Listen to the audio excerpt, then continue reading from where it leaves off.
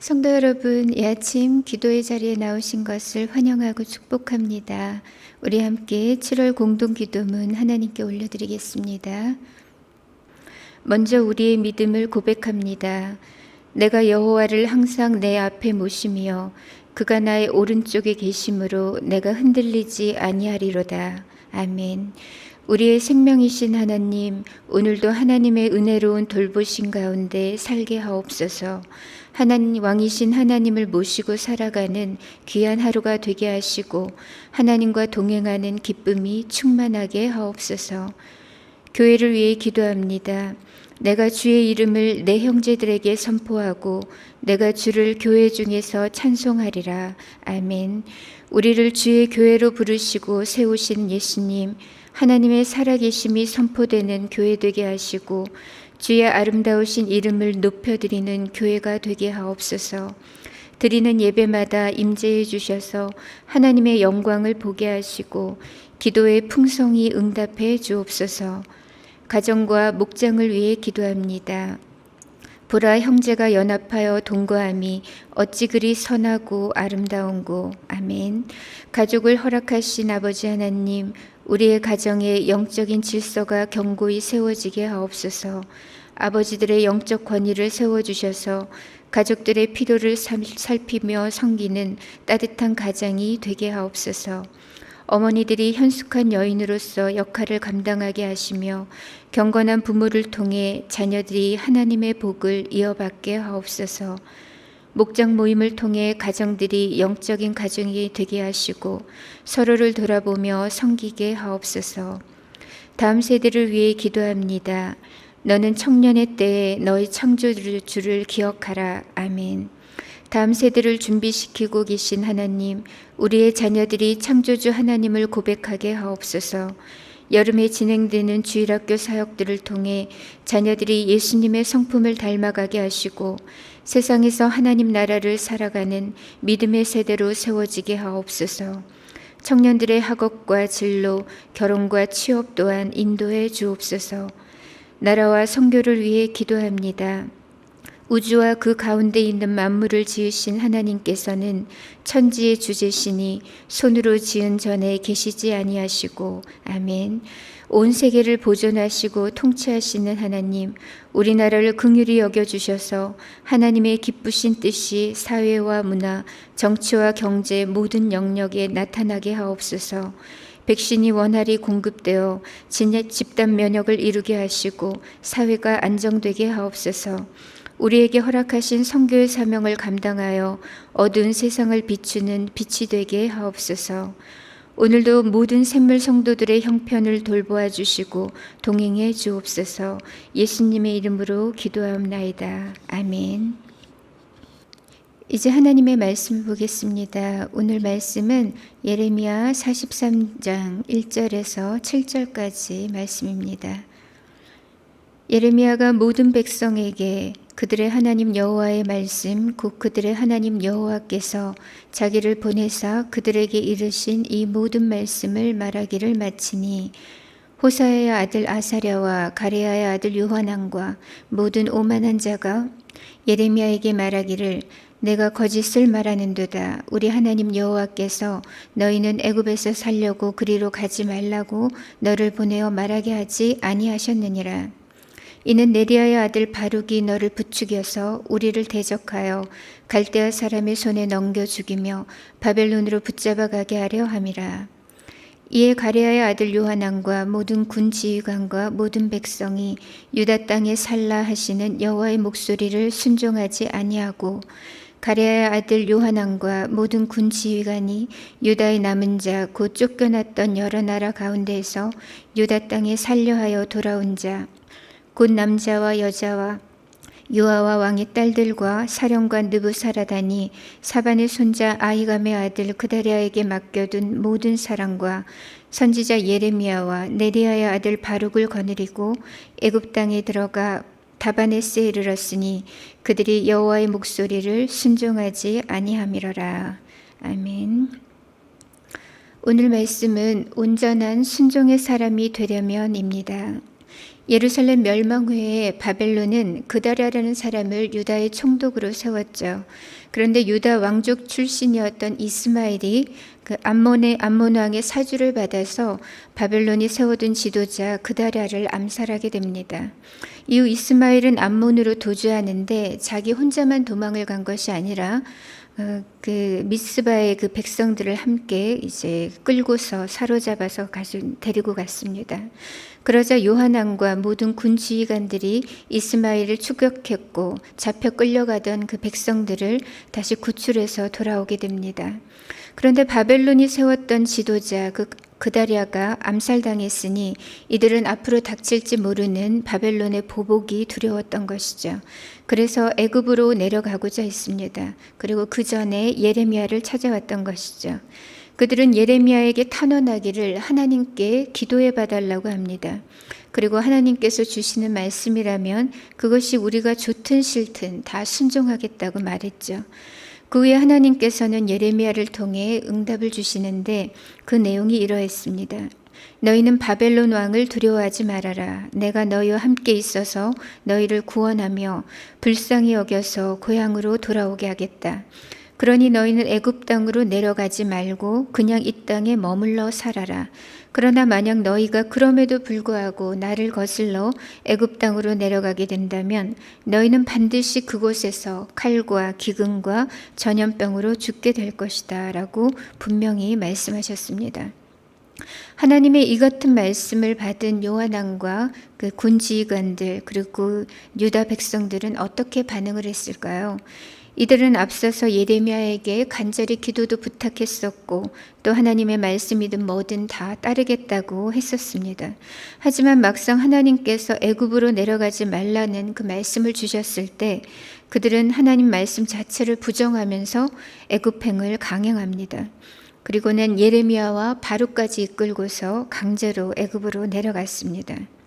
이들은 도대체 왜 이렇게까지 불순종하는 것일까요? 이들은 나라의 멸망을 목도하는 아픔을 겪었고 또 자신들의 입으로 순종하겠노라고 약속했음에도 불구하고 왜 이들의 삶은 전혀 변화가 없는 것일까요? 본문을 읽다 보면 너무나 답답하고 또 속상한 마음이 듭니다. 하지만 이런 불순종의 문제가 비단 이들 요하난과 남은 유다 백성들만의 문제만은 아닌 것 같습니다. 우리 또한 하나님 앞에서 많은 약속과 많은 결단들을 합니다. 말씀대로 살겠노라고 고백도 하고 또 다짐도 하죠. 하지만 실생활 속에서는 너무나 자주 내 마음대로 결정해버리고 육체의 정욕과 이생의 자랑과 또 죄악의 탐심을 따라서 선택해버리는 경우가 허다하다는 것입니다. 그렇다면 우리 안에 박혀있는 이 뿌리 깊은 불순종의 문제를 우리는 어떻게 극복하고 해결할 수가 있을까요? 우리는 어떻게 온전한 순종의 사람이 될 수 있을까요? 온전한 순종의 사람이 되기 위해서는 첫 번째로 말씀에 경청하는 마음을 가져야 합니다. 경청하는 마음이란 곧 겸손히 듣는 마음이죠. 예레미야가 하나님의 뜻을 남은 유다 백성들에게 다 알렸을 때 그들의 반응이 2절에 나옵니다. 호사야의 아들 아사랴와 가레야의 아들 요하난과 모든 오만한 자가 예레미야에게 말하기를 네가 거짓을 말하는도다. 우리 하나님 여호와께서 너희는 애굽에서 살려고 그리로 가지 말라고 너를 보내어 말하게 하지 아니하셨느니라. 이들은 앞서서 예레미야에게 기도해달라고 탄원했고 또 하나님이 무엇을 말씀하시든지 그대로 순종하겠다고까지 결단했습니다. 하지만 막상 애굽으로 내려가지 말라는 응답을 받고 나서는 완전히 상반된 반응을 보이고 있습니다. 예레미야가 전해준 하나님 말씀 자체를 아예 부정하면서 거짓말로 매도해버렸습니다. 그리고는 무고한 바룩까지 중상무력하죠. 이것은 너무나 앞뒤가 맞지 않은 태도입니다. 이들은 왜 이러는 것일까요? 사실은 하나님의 말씀을 듣고 싶지 않았던 것입니다.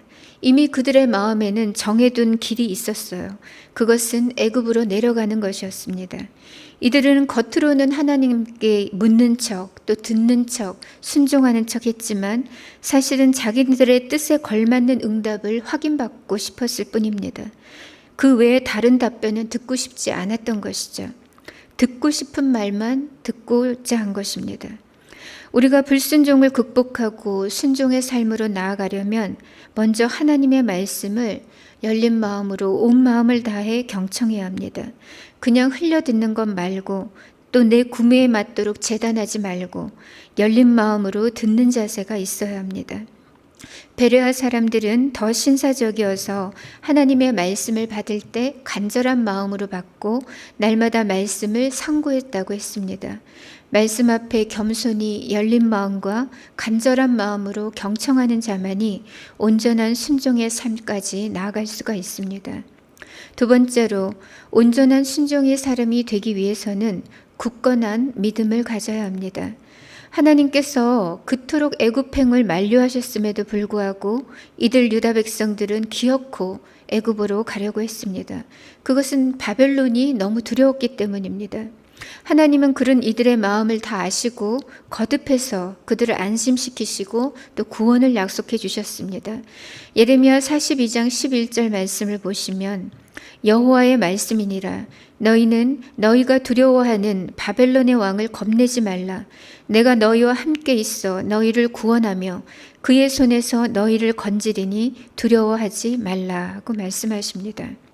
하나님의 뜻은 이들 남은 유다 백성들이 이 땅에서 오직 하나님만 의지하면서 믿음으로 사는 것이었습니다. 그렇게만 한다면 하나님께서는 내가 바벨론으로부터 너희를 지키고 건져낼 것이고 포로로 끌려갔던 사람들 또한 돌아오게 할 것이다. 그러니 너희는 애굽을 의지하지 말고 이 땅에 머물라고 하십니다. 애굽은 신뢰의 대상도 아니고 결코 안전지대가 될 수 없다는 거죠.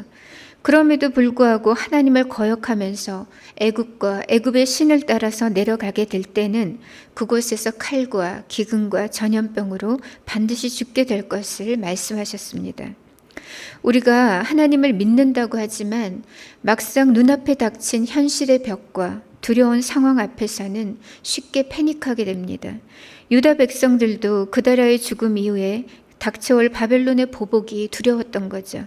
그들은 공포심에 사로잡혀서 하나님을 향한 시선까지 함께 놓쳐버렸습니다. 하나님보다 현실의 문제가 더 크게 보일 때 우리는 두려움으로 흔들리게 됩니다. 예수님보다 인생의 높은 파고를 더 주목할 때 우리는 침몰하게 되는 거죠. 그러나 흔들림 없는 믿음으로 하나님을 굳세게 바라볼 때 우리는 구원하시는 하나님의 은혜와 그 놀라운 능력을 경험하게 됩니다. 그러므로 사랑하는 성도 여러분, 위기 상황 앞에서도 주를 향한 믿음을 절대로 놓치지 마시기 바랍니다. 견고한 믿음, 굳건한 믿음을 가지는 사람이 되시고 또 하나님께 큰 믿음을 달라고 간구하시기 바랍니다. 순종의 문제는 결국 믿음의 문제입니다. 어떠한 상황 속에서도 주님만 바라보며 굳센 믿음으로 승리하는 성도님들이 되시기 바랍니다. 온전한 순종의 사람이 되기 위해서는 첫 번째로 경청하는 마음을 가져야 한다고 했고 두 번째로는 굳센 믿음을 가져야 한다고 했습니다. 마지막으로 온전한 순종의 사람이 되기 위해서는 하나님을 사랑해야 합니다.